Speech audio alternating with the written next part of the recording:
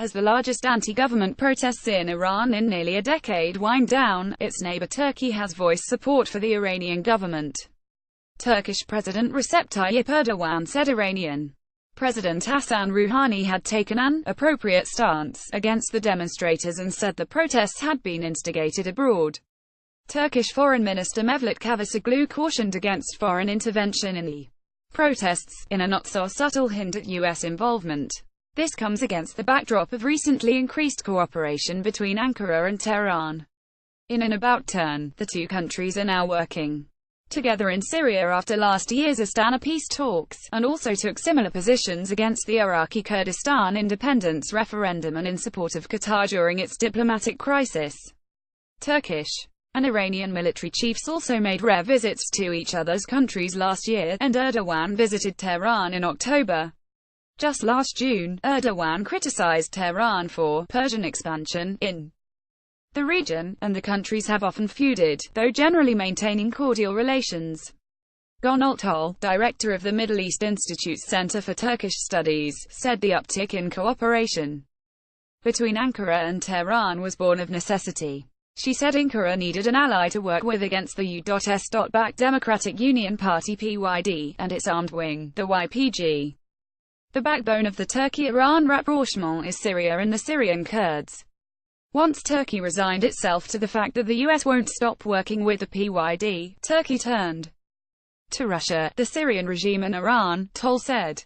The Astana talks held between Turkey, Russia and Iran established 4 de-escalation zones, where aircraft cannot fly. Turkey is trying to encircle the YPG through those de-escalation zones that they set up. Toll said. There's a shared animosity against any Kurdish nationalist movement, said Safak Bass, an associate fellow at the Center for Applied Research in partnership with the Orient CARPO, in Germany, who focuses on Iran and Turkey. Tehran struggles with its own Kurdish minority and some Iranian Kurds have fought with the YPG in Syria. Bass said Iran fears that these guys take their skills home and fight, bringing a new era of insurgency to the Iranian heartland. Toll said cozying up to Iran would further damage already perilous ties with Washington and that Ankara, with few friends left, should watch its step in the region. There's already a lot of tension between Turkey and Saudi Arabia and the Gulf countries, particularly the UAE, and I think they're watching warily what's happening between Turkey and Iran.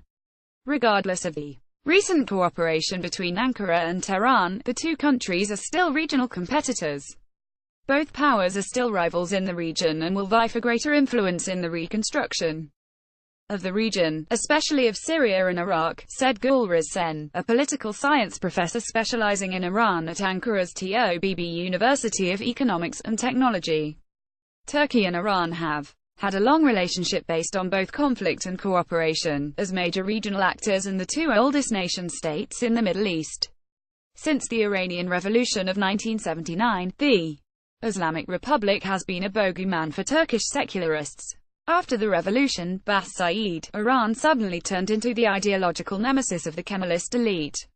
Since then, many Turkish secularists have warned that Islamists would turn Turkey into Iran. This alarm has been amplified as Erdoğan's government has brought religion much more prominently into the public eye and implementing Islamist policies and practices into education and other areas, as well as de-emphasizing the secular principles of Turkey's founder Mustafa Kemal Atatürk.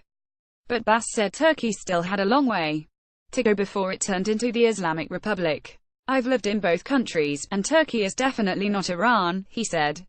Even though we have a weak opposition, we still have an opposition. He pointed out how the revolution was massively popular in Iran. Erdoğan doesn't have that support, he said, as he only commands the loyalty of barely half the population. The main difference between the Iranian regime and the AKP is that the Iranian regime managed to establish an ideological foundation for the state, Bass said. The biggest thing the AKP lacks is ideology, he said. Erdoğan's party had vacillated between liberal reforms, Islamism, nationalism, and a wildly shifting foreign policy, Bass said. Protests in Iran and Turkey have also been compared to each other.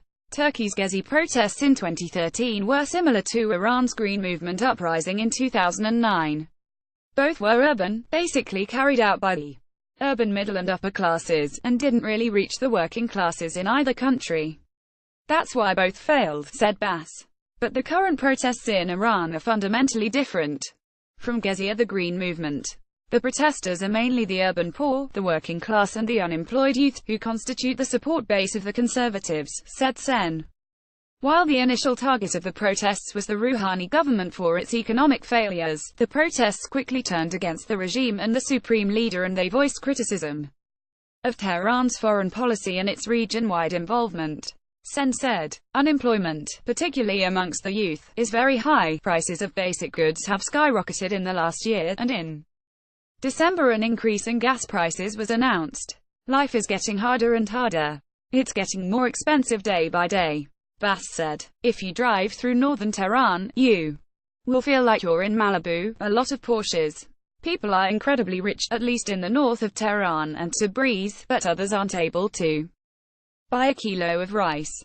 The protesters soon expanded their criticisms to include the Islamic Republic itself. What sustains these protests is not just economic issues, but the cognizance that, under any kind of faction, we're still not progressing. Everybody, from former President Mahmoud Ahmadinejad to Rouhani, promises us XYZ, but they all fail to deliver, said Benim Ben Taleblu, senior Iran analyst at the Foundation for Defense of Democracy's think tank.